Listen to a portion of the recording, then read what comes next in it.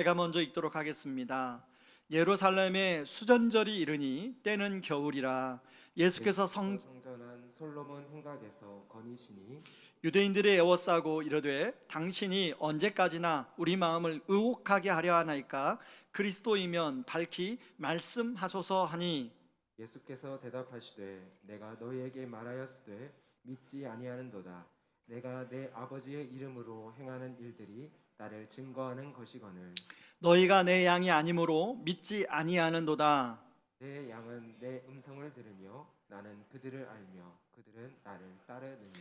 내가 그들에게 영생을 주노니 영원히 멸망하지 아니할 것이요 또 그들을 내 손에서 빼앗을 자가 없느니라. 그들을 주신 내 아버지는 만물보다 크심에 아무도 아버지의 손에서 빼앗을 수 없느니라.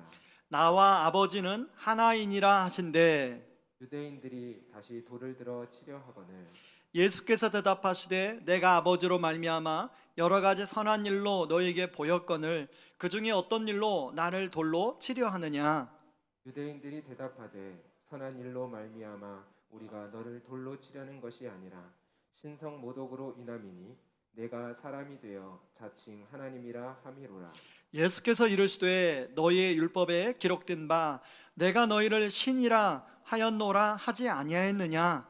성경은 패하지 못하나니 하나님의 말씀을 받은 사람들을 신이라 하셨거든. 하물며 아버지께서 거룩하게 하사 세상에 보내신 자가 나는 하나님의 아들이라 하는 것으로 너희가 어찌 신성 모독이라 하느냐. 만일 내가 내 아버지의 일을 행하지 아니하거든 나를 믿지 말려니와 내가 행하거든 나를 믿지 아니할지라도 그 일은 믿으라. 그러면 너희가 아버지께서 내 안에 계시고 내가 아버지 안에 있음을 깨달아 알리라 하시니 그들이 다시 예수를 잡고자 하였으나 그 손에서 벗어나 나가시니라. 다시 요단강 저편 요한이 처음으로 세례 베풀던 곳에 가사 거기 거하시니 많은 사람이 왔다가 말하되 요한은 아무 표적도 행하지 아니하였으나 요한이 이 사람을 가리켜 말한 것은 다 참이라 하더라. 함께 읽습니다. 그리하여 거기서 많은 사람이 예수를 믿으니라. 아멘. 오래전에 한번 소개한 책인데요, 강아지 성도와 고양이 신자라는 책이 있습니다. 여러분, 책 제목 자체가 참 재미있는데요, 이 책에 보면 재미있는 표현이 나옵니다. 예를 들면 강아지는 당신이 나를 규호해주고 사랑해주고 보살펴주니 확실히 당신이 주인인 건 맞습니다. 이게 강아지가 하는 표현이고요, 고양이는 당신이 나를 돌봐주고 먹여주고 재워주고 사랑해주니 확실히 내가 주인인 게 맞습니다. 이렇게 표현을 한다는 것입니다. 그런가 하면요, 강아지는 주인을 만날 때 꼬리를 흔들며 막 반가움을 표시하는데 고양이는 주인을 만나도 전혀 반응하지 않고, 그리고 주인이 고양이의 이름을 불러도 본체만 취하고 그냥 자기 행동하던 걸 한다는 것입니다. 여러분, 강아지는 이게 쓰다듬어 주면 엄청 좋아하잖아요. 그런데 고양이는 아무리 쓰다듬어 줘도 전혀 반응이 없고요, 그러다가 이제 가만히 있는데 쑥 다가와 가지고 자기 머리를 주인의 발에 쑥 문지르고 가는 거예요. 당신은 내 거야, 이런 느낌을 주면서요. 여러분, 이 책의 저자인 밥 쇼고린 목사님이신데요, 이분이 집에서 강아지와 고양이를 키우면서 그 강아지의 특징과 고양이의 특징을 보면서 여기 보니까 우리들의 모습하고 좀 비슷하다. 주님은 우리에게 강아지 성도와 같은 모습을 원하는데 많은 사람들이 고양이 신자와 같은 반응을 한다는 거예요. 여러분은 강아지 성도와 고양이 신자 중에 어디에 더 가까우십니까? 여러분, 한번 스스로를 생각해 보시기 바랍니다. 여러분, 오늘 본문에도 이런 자기중심적인 고양이 신자와 가까운 유대인들과 그리고 예수님과의 대화를 배경으로 오늘 이 본문의 이야기가 흘러갑니다. 자, 22절은 예루살렘에 수전절이 임했습니다.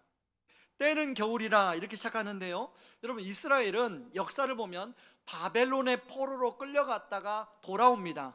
그런데 거기서 멈추지 않고 또 페르시아의 포로가 되죠. 그리고 또 헬라의 포로가 됩니다. 그리고 로마의 포로가 되죠. 여러분, 우리가 구약을 바벨론 말라기에서 이제 예수님의 그 복음서가 시작하는데, 이 400년간의 기간인데 이걸 암흑기, 흑암기라고 이야기합니다. 그 흑암기 동안 그런 역사의 흐름이 있었다는 거예요. 자, 그 가운데 헬라의 알렉산더 왕, 우리 잘 알죠? 알렉산더가 죽고 이 헬라가 4개의 나라로 나누어지는데요, 그 중에 이 유대 이스라엘이 속해 있는 이 시리아 지역을 다스리는 이 왕이 누구였냐면 셀루큐스 왕조의 안티오쿠페스 4세였습니다. 근데 이 사람은 이 유대인들을 엄청나게 핍박을 했어요. 그 전에 헬라 왕들은 절대로 성전만큼은 존중을 하고 성전만큼은 다스리지 않았는데, 이 성전에서 이 안티오쿠페스는 이방 제사를 가지고 와서 이방 제단에 제사를 지냈어요. 그래서 돼지의 피를 가지고 제사를 지내니까 이런 모습을 보고 이스라엘 사람들은 참을 수가 없었어요. 그 중에 제사장 중에 한 사람이 자기의 아들 5명과 쿠데타를 일으킵니다. 그래서 성전을 다시 회복하자, 우리가 성전을 정결하게 하자, 이렇게 해서 바로 한 날이 수전절이에요. 그 5명의 아들 중에 가장 용감한 아들이 마카비라는 아들이었는데요, 그래서 이 날을 마카비 혁명이다 라고 이렇게 부릅니다. 그래서 이 성전 수전절이라는 뜻은 깨끗할 수에, 닦을 수에 대궐전에 마디절을 사용합니다. 그래서 성전을 깨끗하게 닦은 날. 그래서 유대인들은 이제 뭐 유월절, 뭐 초막절, 오순절 이런 것도 기념을 하지만요, 이 수전절을 기념했다는 거예요. 그래서 히브리어로 수전절은 하누카라고 불렀는데 그 뜻은 재건, 다시 세운다라는 뜻을 가지고 있습니다. 그래서 유대인들은 이 수전절을 지키면서 자신의 성전만 재건하는 것이 아니라 자신의 나라를 다시금 재건하고 싶었고요, 무엇보다도 자신의 삶을 회복시키고 싶었습니다. 헬라가 망하였지만 여전히 이스라엘은 로마의 압제와 통제 속에 살아왔기 때문에 사람들한테는 오매불망, 어떻게 하면 이 로마의 이 통제로부터 벗어나서 정말로 자기들만의 독립국가를 이루고 정말로 다윗이 만들었던 그런 태평성대와 같은 삶을 누릴 수 있을까라고 생각을 했어요. 그래서 마카비 같은 그런 지도자가 나오면 좋겠다. 이런 상황에서 수전절에 성전에 거니시는 예수님을 향하여 질문을 하고 있습니다. 여러분, 요한복음 10장 24절을 한번 같이 읽어볼까요? 같이 읽습니다. 유대인들이 애워싸고 이르되 당신이 언제까지나 우리의 마음을 의혹하게 하려 하나이까, 그리스도이면 밝히 말씀하소서 하니. 여기 의혹이라는 단어는 아이로라는 말인데요, 마음을 빼앗아 가다, 마음을 들어 올리다 라는 뜻이에요. 여러분, 옛날에 개그 중에 그런 게 있었죠? 마음을 들었다 놨다, 들었다 놨다. 딱 그 표현이 이 표현입니다. 그러니까 지금 유대인들은 예수님이 메시아인지 아닌지 긴가민가하고 있어요. 그래서 어떨 때는 메시아인 것 같다가 어떨 때는 메시아인 거 아닌 것 같다가, 그래서 마음이 왔다 갔다 하고 있는 거예요. 여러분, 유대인들은 구약에 예언된 메시아를 오기를 기다렸어요. 근데 문제는 뭐냐면 자기 중심적으로 메시아에 대한 생각을 했어요. 그러니까 예수님이 그렇지 않으니까 긴가인 것 같다가 아닌 것 같다가 헷갈리고 있는 상황입니다. 그런 상황에 예수님이 25절에 26절에 이렇게 대답을 합니다. 예수께서 대답하시되 내가 너에게 말하였으되 믿지 아니하는도다. 내가 내 아버지의 이름으로 행하는 일들이 나를 증거하는 것이거늘 너희가 내 양이 아니므로 믿지 아니하는도다. 여러분, 이미 예수님은요, 요한복음에서 7가지 이적과 7가지 선언을 통해서 내가 하나님이 보내신 참된 메시아라는 것을 보여줬어요. 여러분, 성경에 보면 나오지만 제가 표로 좀 정리했습니다. 왼쪽에 보시면 7가지 이적, 또 오른쪽에 보면 7가지 선언이 나와 있어요.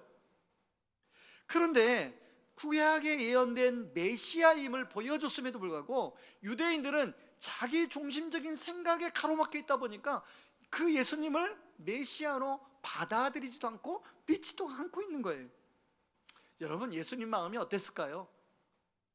자기가 지금 예수님으로서는 보여줄 패를 다 보여줬어요. 아니, 이래도 안 믿어? 야, 아니 이 정도면 믿어야 되지 않아? 여러분, 7가지 이적 중에 한 가지 이적만 여러분한테 보여줘도 다 믿겠죠, 그죠? 근데 7가지 이적이나, 그리고 친히 에고 에이미, 헬라어로는 나는 나야. 혹시 요한복음 뮤지컬 보신 분 계세요? 그 뮤지컬의 주제곡이 에고 에이미거든요. 이제 주인공이 나는 나야 이런 노래가 많이 나와요. 사람들이 믿지 않는 거예요. 내가 메시아라고, 내가 하나님이 보내신 메시아라고 해도 믿지 않는 거예요. 여러분, 특별히 24절에 보면 의혹이라는 단어가 영어 성경에, 여러분 영한 대조 성경을 갖고 있으면 한번 보세요. 영어 성경 보면 서스펜스라는 단어로 번역되어 있어요. 여러분, 우리가 서스펜스라는 단어를 언제 사용합니까? 영화나 드라마를 볼 때 뭔가 주인공이 정말 아슬아슬하게 하는 장면이 나오면, 야, 이 영화, 이 드라마 참 서스펜스가 있다, 이렇게 우리가 표현하지 않습니까? 영화나 드라마는요, 결론이 뻔해요. 그러니까 아무리 주인공이 막 불안불안하고 막 쫄깃쫄깃한 장면이 나와도 에이, 뭐 주인공은 죽지 않아, 그러고 우리가 안심하고 그걸 즐깁니다. 그런데요, 여러분, 그게 영화가 아니고 삶의 실제고, 그 주인공이 영화 속 주인공이 아니라 여러분이 그런 상황을 겪는다면 얼마나 마음이 불안불안하겠어요. 지금 유대인들의 삶이 예수님을 믿지 않음으로 말미암아 불안하고 있다는 것을 보여주는 거예요. 그런가 하면 31절에 보니까 자신들의 생각하는 관점에서 그 예수님을 믿으려고 하다 보니까 오히려 예수님을 신성모독죄로 오해해서 자신들을 도와주기 위해서 오신, 자신들을 회복시키기 위해서 오신 예수님을 오히려 돌로 쳐 죽이려고 하고 있더라는 거예요. 여러분, 우리가 적군과 아군을 잘 PR을 식별해야 전쟁에서도 승리할 수 있는 거 아니겠어요? 근데 예수님은 지금 아군인 거예요. 우리를 도와주러 온 아군이에요. 근데 그 예수님을 향하여 돌을 들어서 죽이려고 하고 있는 거예요. 그런가 하면 39절에는 그 예수님을 잡으려고 하고 있는 거예요. 여러분, 그런데 오늘의 본문의 이스라엘 백성들만 그런 것이 아니라, 여러분, 우리가 자기 중심적으로 생각하고 신앙생활을 하는 경우가 얼마나 많이 있습니까? 여러분, 고양이 신자, 강아지 성도 고양이 신자, 그 책에서도요, 한 챕터가 고양이 신자의 기도가 나와요. 여러분, 고양이 신자들은 자기가 원하는 걸 딱 정해놓고, 하나님 이거 꼭 들어주셔야 됩니다, 하나님 언제까지 이거 꼭 응답해 주셔야 됩니다, 안 들어주시면 안 됩니다. 물론 상황이 정말 급박하면 그런 기도 드릴 수 있죠. 그러나 그런 기도는 하나님을 조정하고 통제할 수 있다는 거예요. 저도 예전에 그런 식의 기도를 좀 드렸던 경험이 있어요. 그런데 기도만이 아니라 성경을 읽는 것도 자기 중심적으로 읽는다는 거예요. 여러분, 성경의 주인공은 누구십니까? 여러분, 성경의 큰 주제는 무엇입니까? 여러분, 구약 성경과 신약 성경이 있는데요, 구약은 오실 예수님에 대한 이야기고 신약은 오신 예수님에 대한 이야기라는 걸 여러분 다 알고 있을 거예요. 그리고 구약과 신약은 하나님 나라라는 큰 흐름을 향하여 가고 있어요. 그리고 신약의 마지막 요한계시록에서는 그 하나님 나라가 장차 이 땅에 임하는 내용이 나와요. 근데 우리가 막상 성경을 읽을 때는 지금 내 상황에서 필요한 말씀만 따다가 나한테 위로받으며 적용할 때가 참 많이 있잖아요. 그러다 보니까 문맥으로 그 말씀을 이해하지 않아요. 전체 흐름 속에서 그 말씀을 이해하지 않아요.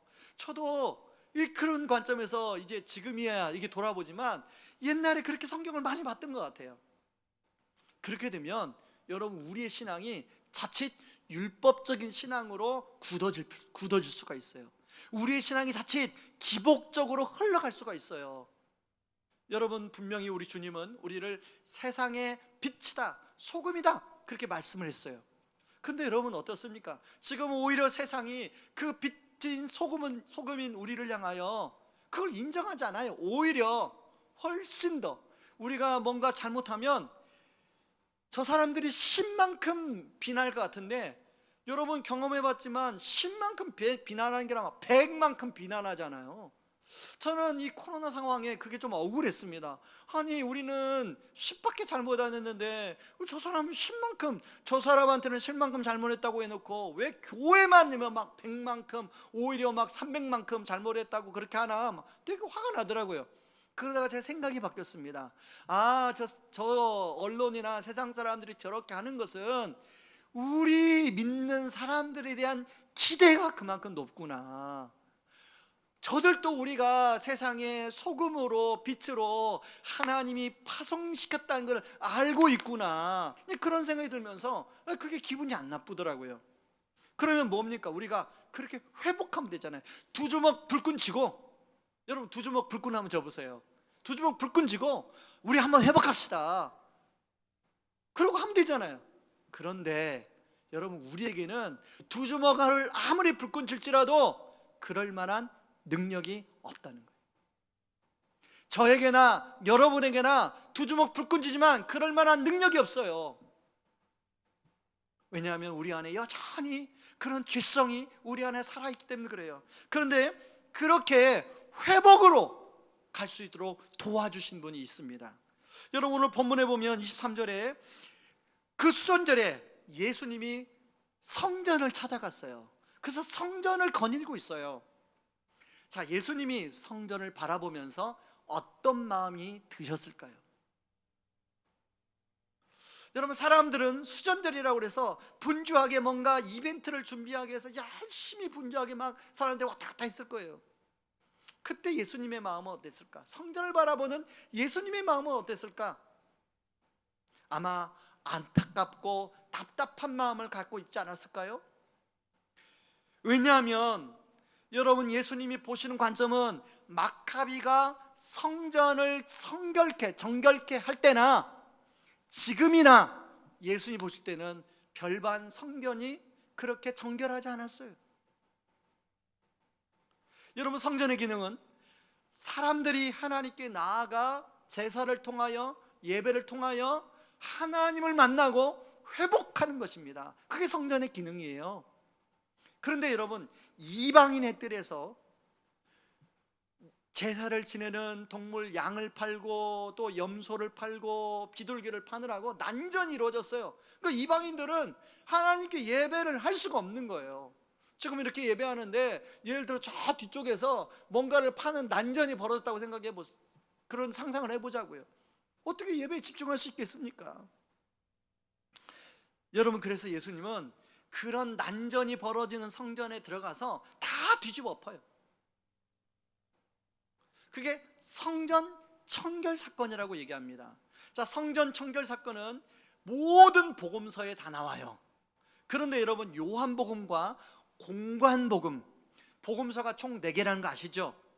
마태, 마가, 누가, 요한. 근데 마태, 마가, 누가는 내용이 비슷한 내용이 많다고 그래서 공관복음이라고 그래요. 요한복음은 따로 요한복음이라고 불러요. 근데 공관복음은 이 성전 청결 사건이 다 마지막에 있어요. 마태복음 같은 경우는 성전 청결 사건이 21장에 나와요. 그런가 하면 마가복음은 11장에 나와요. 누가복음은 19장에 나와요. 근데 요한복음은 2장 13절부터 나와요. 그래서 어떤 사람들은 성전 청결 사건이 한 번이냐 두 번이 가지고 막 논쟁을 해요. 저는 두 번인 쪽의 생각에 저는 동의합니다. 예수님이 성전을 바라보며 성전은 늘 예수님의 관심이었어요. 바로 그곳이 하나님께로 나가는 길이니까. 그리고 예수님이 참 성전으로 오셨기 때문에 성전에 관심이 많았어요. 그래서 예수님은 요한복음에 그 성전을 처음 사역을 시작할 때 성전을 정결케 하셨어요. 그리고 나중에 십자가에 못 박힐 때 예루살렘 왔을 때 보니까 다시금 또 제자리예요. 자, 여러분 수전절에 예수님이 성전에 왔을 때 자, 요한복음 2장에서 성전을 정결하게 하셨잖아요. 자, 수전절에 예수님이 다시 성전을 찾았는데 그때 성전은 어땠을까요? 그때도 이방인의 뜰에서 막 그런 난전이 벌어졌을까요? 아니면 안 벌어졌을까요? 여러분 생각은 어떠세요? 당연히 똑같이 벌어졌겠죠. 여러분 요한복음 2장에 보면 예수님이 공감복음의 성전 청결 사건에 안 나오는 내용이 요한복음 2장 19절에 나와요. 같이 한번 읽어볼까요? 같이 읽습니다. 예수께서 대답하여 이르시되 너희가 이 성전을 헐라 사흘 동안에 일으키리라. 사실 이 말씀은 유대인들로 하여금 오해가 사는 말씀이었어요. 그런데 이 말씀을 하신 이유가 21절에 보면 요한은 거기에 설명을 붙여요. 예수는 성정된 자기 육체를 가리켜서 이렇게 말씀했다. 여러분 예수님은 참된 성전이신 예수님은 모든 사람들이 정말로 이 성전을 통하여 하나님께로 나아가 온전한 회복을 누릴 수 있도록 그렇게 되기를 원하셨어요.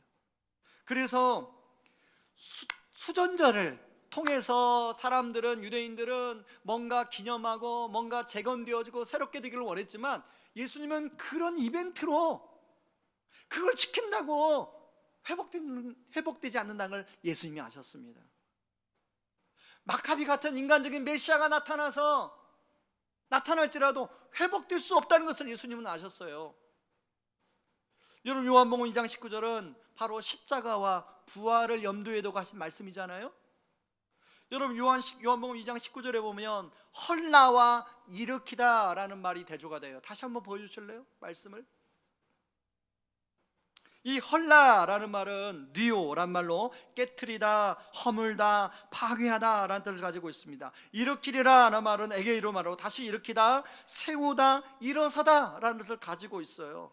여러분 예수님은 우리를 일으키고 우리를 회복시키기 위해서 성전이신 자신이 깨어지고 부서지고 파괴되어지는 그런 십자가로 예수님은 나아가셨어요. 그래서 예수님은 요한복음 10장에서 이제 다른 버전으로 말씀하십니다. 너희들이 진짜 다시금 재건하기 위해서 너희들의 삶이 다시금 회복하기 위해서 찾고자 하는 마음이 있는데 바로 그 찾는 길이 바로 나다 라고 예수님은 이야기합니다. 여러분 요한복음 10장 9절 10절에 예수님 말씀을 같이 한번 읽어볼까요? 같이 읽습니다. 내가 문이니 누구든지 나로 말미암아 들어가면 구원을 받고 또는 들어가며 나오며 꼴을 얻으리라. 도둑이 오는 것은 도둑질하고 죽이고 멸망시키려는 것뿐이요 내가 온 것은 양으로 생명을 얻게 하고 더 풍성히 얻게 하려는 것이라. 여러분 예수님은 바로 우리들에게 풍성한 삶을 회복하기 위해서 바로 문이 되어주셨다고 말씀하고 있습니다. 그래서 그 문이 되기 위해서 자신의 목숨을 버리겠다라는 말씀을 요한복음 10장의 앞문맥에서 여러 번 얘기를 해요. 11절, 15절, 17절. 그리고 실제로 예수님은 마지막에 예루살렘에 가서 십자가에서 자신의 생명을 스스로 내어버리는데 허락함으로 바로 우리를 회복시키고 있더라는 것입니다. 자, 이런 은혜를 받은 우리가 그러면 어떻게 반응해야 될까요? 자, 오늘 본문에는 믿으라, 믿지 않았다라는 말이 반복되면서 대조되면서 반복이 되는데요. 믿지 않았다는 말은 25절, 26절, 37절, 38절에 4번이 나옵니다. 여러분 가지고 있는 성경을 한번 보세요. 성경 교회 오실 때는 여러분이 성경을 가지고 오시면 좋습니다. 자, 믿지 않았다는 말을 여러분 볼펜이 있으면 한 번 동그라미 쳐보세요. 25절, 26절, 37절, 38절. 그리고 믿으라 라는 말은 38절, 42절에 2번이 나옵니다. 아무리 예수님이 참된 회복의 길이라고 말씀했음에도 불구하고 유대인들은 지금 예수님을 믿지 않는 거예요. 이런 마음이 잘 나오는 말씀이 37절, 38절이에요. 자, 우리 같이 한번 읽어볼까요? 만일 내가 내 아버지의 일을 행하지 아니하거든 나를 믿지 말려니와 내가 행하거든 나를 믿지 아니할지라도 그 일은 믿으라. 그러면 너희가 아버지께서 내 안에 계시고 내가 아버지 안에 있음을 깨달아 알리라 하시니. 여러분, 예수님의 이 마음, 지금 37절 38절의 마음은 지금 유대인들이 믿지를 않는데 지금 예수님은 어떻게든지 유대인들이 믿도록 하기 위해서 지금 막 사정을 하고 있어요. 여러분, 우리 자녀들이 몸이 아프면 이제 우리 어머니들은 그 죽을 써가지고 아이가 입맛이 없으니까 뭐라도 약을 먹어야 되니까 뭐라도 먹이려고 하지 않습니까? 그러니까 죽을 떠가지고 제발 한 숟갈이라도 먹어라, 한 숟갈만 먹고 약을 먹어야지. 여러분 다 경험해 보셨죠, 그렇죠? 저 역시도 중학교 2학년 때 그 폐결핵에 걸려가지고 오랫동안 병투병을 했는데요, 2학년 2학기 학교를 못 다닐 정도로 그 몸이 심했습니다. 그때 이제 폐결핵 걸리셨던 분은 아시겠지만 약을, 뭐 지금도 그렇지 모르지만 그때 당시에는 한 주먹을 약을 먹어야 되거든요. 그리고 매일 엉덩이 주사를 맞아야 됩니다. 그러려면 몸이 체력을 버텨야 되니까 뭐라도 먹어야 되는데 입맛이 없는 거야. 아프니까 입맛이 없는 거예요. 그럼 어머니가 뭐 있는 거 없는 거 뭐 심지어는 제가 자라도 먹어봤고요, 어머니가 뭐 폐결핵에 좋다고 하니까 뱀 고아서 주겠다고, 어머니 나 그건 못 먹겠다고, 군뱅이 막 있는 거 없는 거 옛날에 막 다 먹었잖아요. 뭐 그런 것들 막 제발 먹어라. 근데 어떨 때는 이게 뭔지도 모르고 줘요. 물어봐요. 그러면 막 속여요. 제발 먹어라. 왜 그렇게 했을까요? 왜 그렇게 했을까요? 먹어야 사니까. 지금 예수님의 마음이 그거예요. 너희들이 믿어야 되는 거야. 이거 정말 제발 믿어다오. 믿어다오, 믿어다오. 여러분, 우리들은 이걸 어떻게 적용해야 될까요? 여러분, 유대인들이 예수님을 믿지 못했던 결정적인 이유는 자기 중심적인 메시아 관 때문에 그랬어요. 자기 중심적인 생각 때문에 그랬다는 거예요. 여러분, 그러므로 우리가 참된 회복으로 나아가려면 먼저 내 안에 깊이 침투해 있는 자기 중심적인 생각을 성령의 도우심을 받아 십자가에 조금씩 못 박아야 돼요. 다시 말해서 고양이 신자와 같은 그런 마음, 자기 중심적인 마음을 십자가에 자꾸만 그리스도의 보혈에 녹여야 돼요. 가끔씩 성도님들이 만나다 보면 그런 표현을 할 때예요. 목사님, 지금 이대로가 너무 좋아요. 지금 그냥 이렇게 하는 게 그냥 편해요. 여러분, 근데 그 말에 허점이 있다는 거 아세요? 여러분이 우리가 생각할 때 좋고 편한 게 정답일까요? 여러분, 과연 하나님이 보실 때도 그게 정답일까요? 하나님은 항상 우리한테 하나님의 선하시고 기뻐하시고 온전하신 뜻이 무엇인가 생각하라. 여러분, 우리가 다 나중에 하나님의 심판대 앞에 설 텐데, 하나님 나 편하고 나 그냥 내가 좋은 대로 살았어요, 여러분 그렇게 답변하실 건가요? 아니면 정말로 하나님이 선하시고 기뻐하시고 온전한 뜻이 좀 불편하더라도 제가 그렇게 살다 왔습니다. 저는 저와 여러분들이 정말 좀 불편할지라도 오늘 아침에 이렇게 이제 일어나자마자 주일이다 보니까 저는 항상 온도에 관심이 많아요. 우리 성도님들이 우리 체육관인데 추우면 어떻게 하나 그랬더니 안 보니까 아침에 영하 12도더라고요. 오늘 가장 춥다고 그랬어요. 좀 걱정이 되더라고요. 혹시 지금 좀 추우신가요? 그래서 제가 하나님 오늘 2부 예배 때는 좀 날씨가 따뜻해지기를 기도했는데, 여러분 불편하잖아요. 예배당에 와서 특히 체육관에서 예배드리는 참 불편하잖아요. 그러나 하나님의 선하시고 기뻐하시고 온전한 뜻이 그거라면, 그래서 여러분들이 예배당에 나와서 예배를 드리는 거 아니겠어요? 물론 여러분 가정에서 예배 드리는 분이 그렇다는 거 아니에요. 여러분, 우리가 뭐 어디에 있든지 간에 정말 신령과 진정으로 하나님께 예배를 드리는 것이 중요한 거 아니겠어요? 제가 어제 이제 아침에 어제 기도를 하다가 새벽에 기도를 하다가 어떤 게 문득 떠오르냐면 체육관 계단에 제설 작업이 안 됐을 텐데, 이 생각이 딱 떠오르더라고요. 평상시에 기도하면 떠올라요. 기도하면. 그래가지고 아침에 오자마자 제가 이 체육관에 계단을 왔어요. 진짜 제설제가 안 돼 있더라고요. 그래가지고 이제 우리 그 행정 목사님한테 체육관 우리 교역자들 좀 사역을 하다가 중간 타이밍이 되면 내일 성도들 예배 드려야 되니까 체육관 제설 작업을 좀 우리 같이 하면 좋겠다 했더니 교역자들이 와서 점심 때 이제 와서 하려고 사역 마치고 하려고 보니까 다 돼 있는 거예요. 알고 보니까 교회 관리부의 장로님과 집사님이 오셔가지고 우리 성도님들을 생각해서 그냥 깨끗하게 제설 작업을 해놓으셨더라고요. 여러분, 저는 그분들이 누군가 시켜서 한 거 아니라고 생각해요. 그분들이 하나님의 마음으로 이제 오늘 예배를 드려야 될 걸 생각하니까 당연히 예배당에 그렇게 성도님들이 넘어지면 안 되니까 그렇게 제설 작업을 한 거 아니겠어요?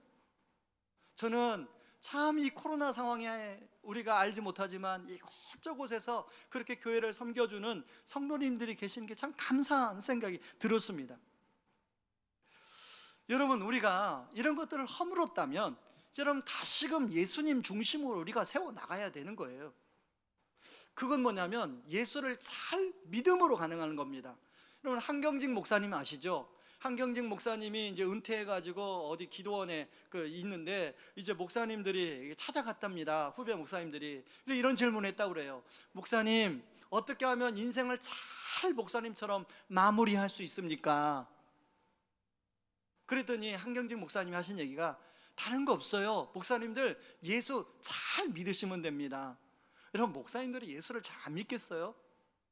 그 말은 다른 게 아니죠. 예수를 진짜 믿지만 제대로 믿으라는 거죠. 저는 예수를 제대로 믿는 게 무엇인가를 오랫동안 목회하면서 어떻게 하면 성도들이 그런 예수를 제대로 믿게 할까를 고민하다가 제가 최근에 이제 두 가지로 큰 맥락에 좀 정리를 했습니다. 저 1학기, 2학기 순장반 종강 때 한번 보여드렸는데요. 한번 스크린에 보여주실래요? 복음으로, 첫 번째는 복음으로 충만한 거예요. 그래서 복음에 흠뻑 젖어서 이제 정말로 예수님 안에서 거하고 예수님을 사랑하고 그러다 보면 그 예수님으로 충만해지는 그런 거 하나. 두 번째는요, 복음을 배우고 나누는 삶. 이 복음으로 충만해지는 걸로 끝나는 게 아니더라고요. 내가 누군가와 1대1로 복음을 전수. 여러분, 지금까지 우리에게 신앙이 오게 된 것은 누군가가 신앙을 전수해 줬기 때문에 우리한테 온 거예요. 여러분, 기독교가 여기까지 오게 된 것은 예수님의 말씀에 의해서 많은 믿음의 선배들이 제자 훈련을 생존 방식으로 여기고 여기까지 우리에게 전수해 준 거예요. 그래서 1대1로 저는 풍삼초, 풍삼첫, 풍삼기를 통해서 우리 성도님들이 이 코로나 상황이지만 여러분 1대1은 코로나 상황에도 얼마나 가능하거든요. 그냥 이 교제 자체가 중요한 게 아니라 1대1로 만나서 복음을 같이 나누고 서로 기도해주고 서로 이렇게 하다 보면 그 안에 예수님을 닮아가요. 특별히 여러분, 우리가 배울 때도 참 은혜가 되지만 누군가와 내가 그걸 나눌 때 굉장히 은혜가 크다고 그래요. 지금 여름 겨울방학 동안에 여기저기에서 우리 성도님들이 1대1을 하는 분들이 계시는데요, 그 중에 한 분입니다. 그 중에 한 분이 지난주 며칠 전에 제가 그분한테 이야기를 들었어요. 이번 명절에 이제 두 아들 내외가 집을 찾아왔다고 그래요. 그래서 두 아들 내외 앞에 본인이 최근에 경험한 이야기를 해줬답니다. 내가 우리 교회 어느 성도님하고 풍성한 삶의 기초를 가지고 지금 이렇게 일주일에 한 번씩 줌에서 만나고 또 한 달에 한 번은 만나서 얼굴도 보고 그렇게 교제를 하고 있다. 그러면서 나에게 이런 은혜를 하나님이 주시고 그 성도님에게는 이런 은혜를 나에게 주셨다. 이런 얘기를 나눴다는 겁니다. 아들들하고 얘기할 수 있는 거 아닙니까? 그런데요, 그 둘째 아들하고 며느리가 갑자기 아버지, 그러면 일주일에 한 번씩 저희들에게도 해주세요. 그래가지고 꼼짝없이 금요일날 저녁에 본인 집으로 이제 오면은 이제 풍삼기를 이제 하기로 그렇게 했다는 것입니다. 그래서 며느리한테는 야 며느라, 너는 네 남편한테 1대1로 받아. 그랬더니 아니에요, 저는 아버님한테 1대1로 받고 싶어요. 그런데 여러분, 여기가 중요해요. 이 아들이 4, 5년 전에 아버지가 너무 싫어서 나는 당신을 더 이상 아버지라고 부르고 싶지 않아요. 그리고 집을 뛰쳐나갔던 아들이에요. 그리고 2년 동안 연락을 없었어요. 그런데 그 아들이 그렇게 되기까지는 그 생략된 여러 가지 사연이 있겠지만 그분이 하는 얘기예요. 목사님, 제가 제 능력으로 한 게 아니에요. 예수님이 그렇게 만들어주신 거예요. 저는 그냥 예수님께 가까이 가려고 한 것뿐인데 하나님 예수님께 가까이 가려고 했더니 그 멀어진 아들과의 관계도 회복이 되고 가정이 예수님 안에서 세워지고 회복이 되니까 얼마나 좋은 줄 몰라요. 여러분, 저는 그분의 이야기가 참 마지막 이야기가 의미가 있다고 그래요. 여러분, 저나 여러분이나 뭐가 다릅니까? 아무것도 아니거든요. 목사고 성도고 그 차이뿐이지. 도찐 개찐이에요. 주님 앞에서는. 저 역시도 예수님께 멀어지면 똑같이 성령 충만이 사라지고 그렇습니다. 그렇지만 저나 여러분이나 그 예수님의 보혈에 붙들리면 여러분, 성령님은 바로 그런 우리를 통하여 하나님은 회복을 시키십니다. 여러분의 개인의 삶을 회복시키시고 여러분의 가정의 삶을 회복시키시고 여러분의 공동체의 삶을 회복시키시고 우리 교회 공동체를 회복시킬 줄 믿습니다. 여러분, 그런 은혜가 2022년에 있기를 바랍니다.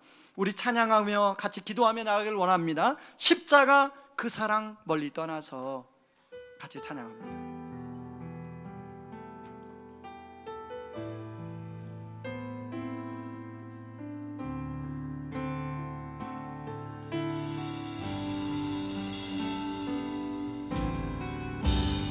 십자가 그 사랑 멀리 떠나서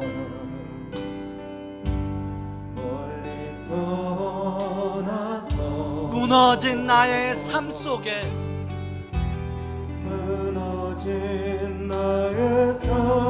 잊혀진 주내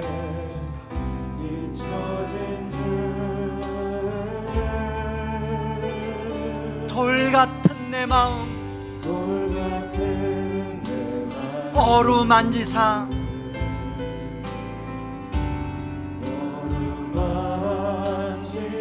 다시 일으켜 세우신 주를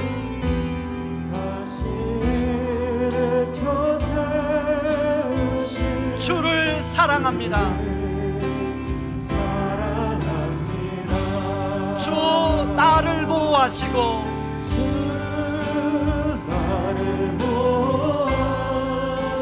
날 붙드시리. 나는 보배롭고 존귀한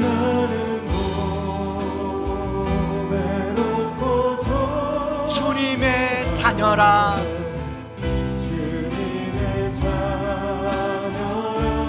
주 너를 보호하시고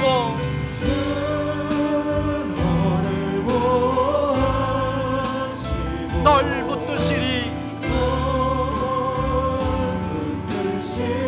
너는 보배롭고 존귀한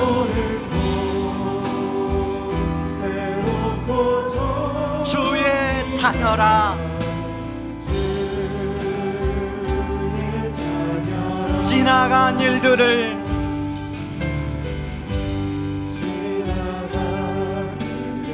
기억하지 않고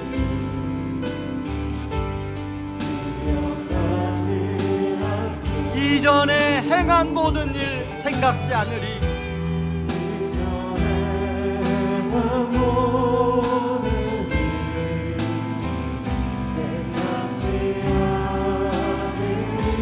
사막의 강물과 길을 내시는 주,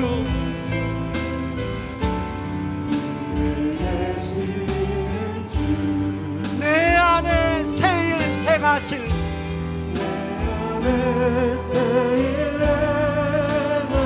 주만 바라보리라. 주 나를 보호하시고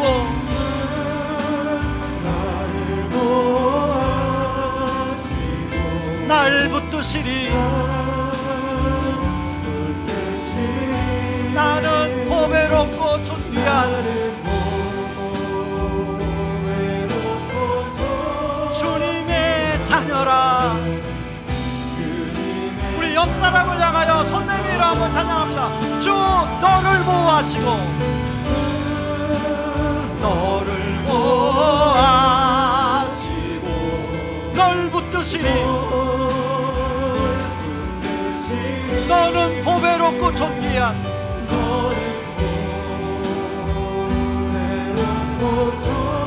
주의 자녀라.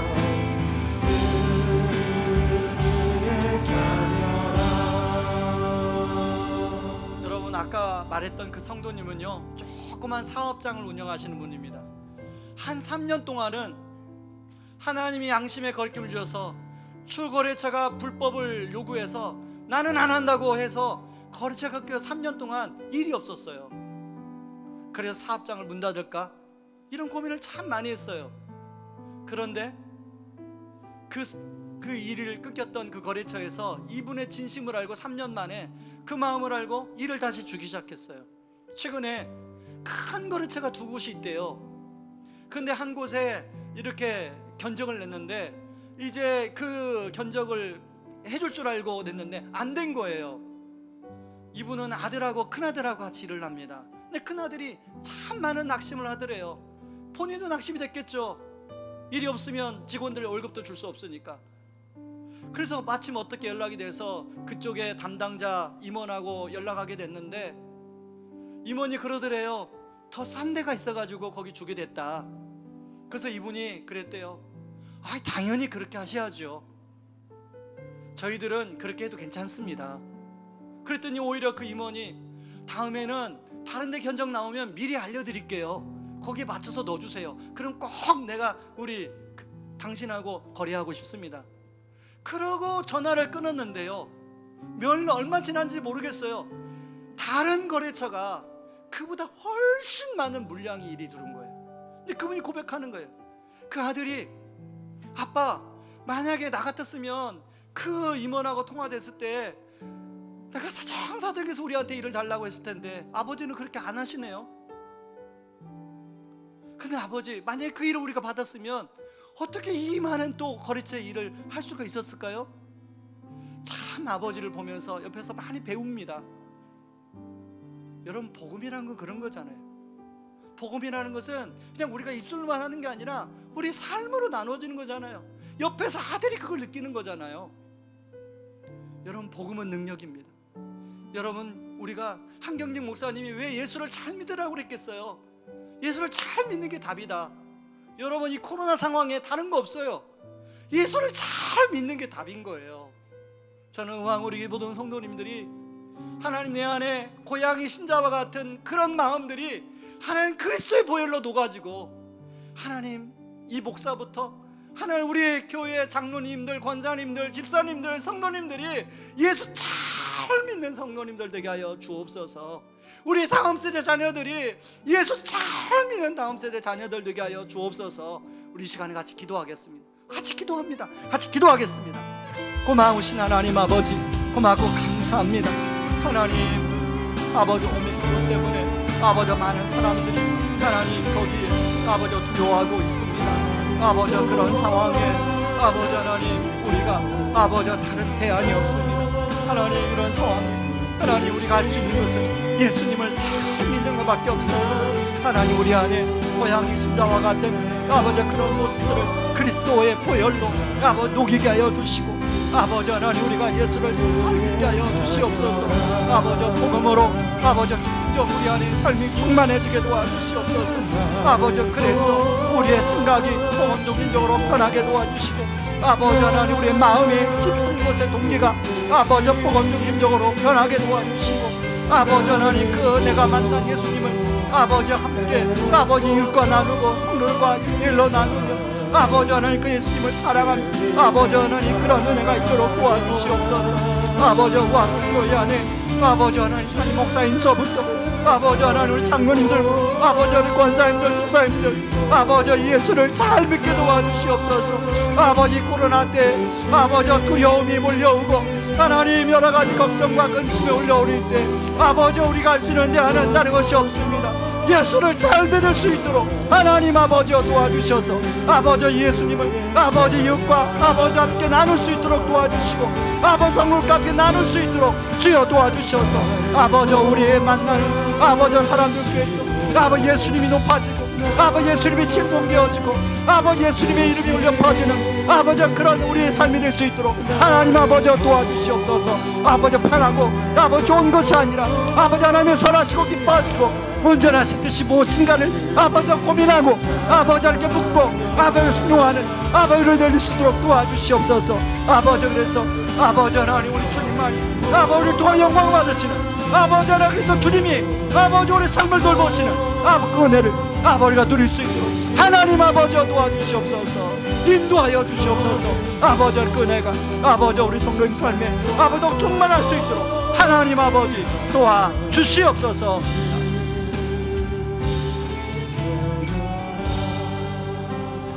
지금은 우리를 죄에서 구원하시기 위해 자신을 친히 십자가에 내어주신 그 크신 우리 주 그리스도의 은혜와 아들을 내어주면서까지 우리를 사랑하신 하나님의 다함없는 사랑하심과 지금도 우리를 위하여 친히 기도해 주시고 동행하여 주시는 성령님의 은혜가 내 안에 고향의 신자와 같은 자기 중심성을 그리스도의 보혈로 녹이고 참된 회복의 길이 되시는 예수님을 잘 믿기 위해 복음으로 충만함과 복음을 나누는 삶에 하나님 우리가 함께함으로 다시금 회복시켜주는 그 은혜를 누리기를 원하는 모든 성도님들 위해 이제로부터 영원토록 함께 하시기를 주님의 이름으로 축원하옵나이다. 아멘.